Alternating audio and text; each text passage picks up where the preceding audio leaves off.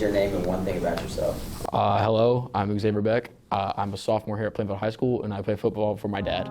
Xavier has been playing football since the second grade and is now playing at the junior varsity level as a sophomore.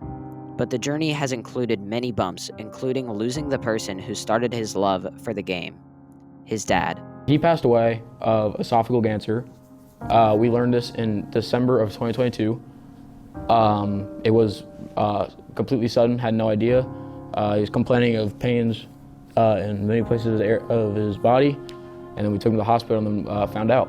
As a 13-year-old middle schooler, he had to go through a kid's worst nightmare and learn the news on what seemed like to be just an average day. It was really tough because when I first found out that he had cancer, I was in 7th period math class at the middle school, and they called me down to the office. My sister was there, and I was like, okay, what's going on?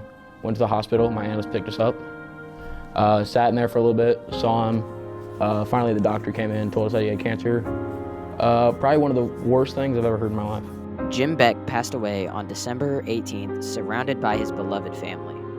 It's now been 2 years, and Xavier has many different ways to cope with his loss. I'd say for the first couple months, it was completely grief. I'm a big faithful guy, and I'd say I was originally mad at God for doing that, but over time I grieved over that with, I would say football really helped, and also just going to church and praying. Xavier keeps the memories of his father close and uses them to better himself.